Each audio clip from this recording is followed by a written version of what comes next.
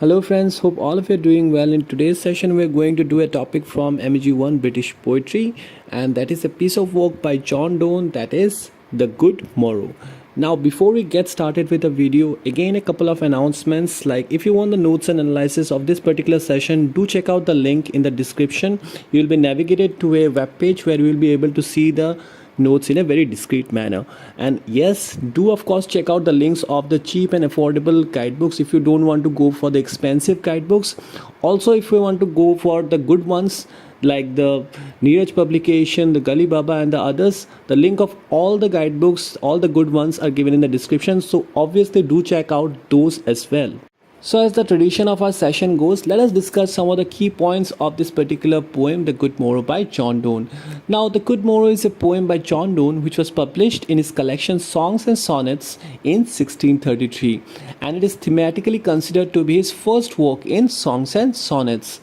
Now, if you are wondering that since it is included in his collection Songs and Sonnets, it might be a sonnet of 14 lines. However, it is 21 lines long and it's divided into 3 stanzas. Now, primarily, The Good-Morrow is written from the point of view of an awakening lover and describes the lover's thoughts as he wakes next to his partner. Now, this particular poem also makes use of biblical and Catholic writings. Alright, now all these things that he has included here, obviously this as a practicing Catholic Donne was very much familiar with. Alright. Now the poem is divided into 3 sets of 7 lines as I have already mentioned, and it has a rhyming pattern of AB, AB and CC. Now the first 4 lines introduce something about the speaker's love, which we'll discuss very much shortly.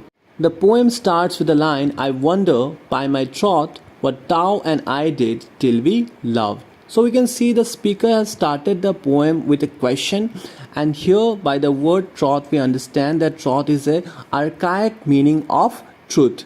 And also here the speaker is speaking and he is wondering on behalf of his faithfulness, by taking accountability of his faithfulness, that what the speaker and his beloved did before they fell in love.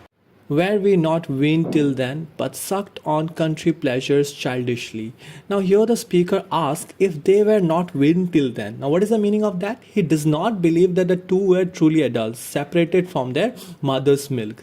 That means the speaker is trying to say here that while we are on mother's milk, we are totally dependent and we are not adults yet. Okay, so he believes that he has been into that state until they met. Their lives did not begin until they gave up the country pleasures. Now pleasures might include a lot of things. That might include sex as well, which is very superficial without emotion and love. So they became more sophisticated and less dependent on childish pleasures. Or snorted we in the 7 sleepers den. Now this line is very important from examination perspective as well, because this brings a Catholic and religious reference here. In the 4th line he asks if they were sleeping like the 7 sleepers. Now this is a reference to a story regarding 7 children buried alive by a Roman emperor. But what happens that rather than dying, they slept together through their long entombment, to be found almost 200 years later. It is like the speaker and his lover were in the static state until they met each other. Okay, now he is comparing that period where the children slept for around 200 years. It is quite similar to the period where they have not met each other, the speaker and his beloved. 'Twas so. But this all pleasures fancies be. If ever any beauty I did see, which I desired and got, 'twas but a dream of thee. Now this final 3 lines of the stanza answers his previous questions. He says, yes, of course, everything he said is the truth.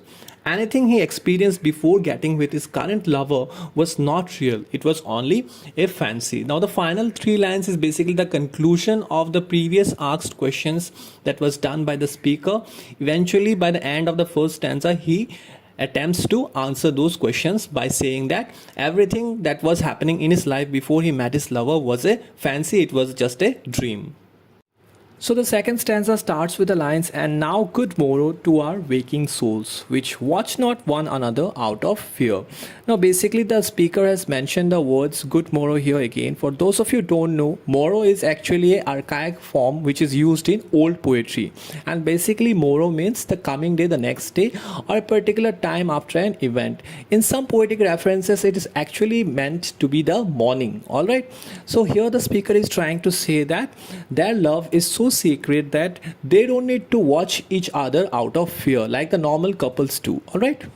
For love, all love of other sides controls and makes one little room and everywhere. Now here the speaker is trying to say that the side which is capturing the beauty of his beloved is actually so much capable of witnessing all the things that it captures and making it adorable because of the presence of his beloved. And he's also trying to refer here that the little room that they have, which might actually refer to their bedroom as well, is capable enough to have all the happiness that is required for a couple. Let's see discoverers to new worlds have gone. Now here the speaker is trying to refer that let the people who are engaged in finding and discovering new lands, let them do their job. Primarily you have to understand that this particular poem by John Donne has been written during the age of discoveries, which primarily started after the 15th century, and here the Europeans, primarily the European nations and the European giants, were busy discovering new lands in order to promote their trade, and which eventually led to colonialism, okay, of which the Asian and the African countries are very much familiar with. Now this is a very important task of expanding your nation's boundaries, and the poet here is acknowledging the fact, but also he is considering that the time that he is spending with his beloved is way more important than the people who are searching for new lands. Let maps to other worlds on worlds have shown.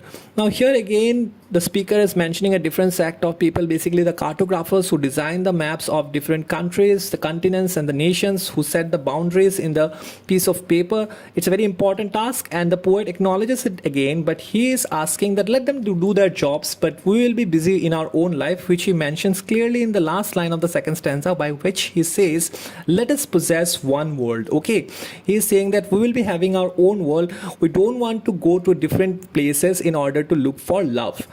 Each hath one and is one. That means that in this particular world of the speaker and his beloved, both of them have each other, okay, and they don't need anyone else in order to promote their love. The third stanza starts with the lines, my face in thine eye, thine in mine appears, and true plain hearts do in faces rest. Now the final stanza of the Good Morrow begins with the speaker looking into his lover's eyes. Okay, it's very melodramatic and also very poetic. At the very same time, it is very romantic as well. Now there he can see his own face, and he knows that her face appears in his eyes as well. Their heartfelt connection is evident with their faces. Where can we find two better hemispheres without sharp north, without declining west? The next lines here continue to refer to their bodies. Donne makes use of conceit, which I mentioned that in his previous poems as well, that Donne was very much popular in using conceits. One of the techniques he is best known for. In this case, he is comparing their faces to two hemispheres. Now we know that our entire planet is actually divided into two hemispheres. Now unlike the hemispheres of the actual world, their facial hemispheres are perfect. There are no two better in the universe. There is no sharp north. By this he means that basically when we say north, we mean actually very cold. Okay, so he is trying to say that a world they are residing in won't have the distress of the cold. That means basically the north, or declining west, because we know that the sun actually sets down in the west. So here he is saying that their world will be devoid of any darkness. So Donne's speakers see himself and his lover as soulmates. They are the other's missing half. Whatever dies was not mixed equally. If over two loves be one, or thou and I, love so alike that none so slacken, none can die. The last three lines speak on how a lack of balance can cause death. This is likely reference to the medical science of humors, in which one's death was determined by the equal mix of blood and bile. Now he uses the metaphor to make clear that their love is balanced physically and emotionally. Their perfect balance is accomplished due simply to the presence of one another. It is a combination of the emotion that keeps them together. So this is the video, guys. I hope you had a proper insight regarding this very beautiful poem written by John Donne, that is the Good-Morrow.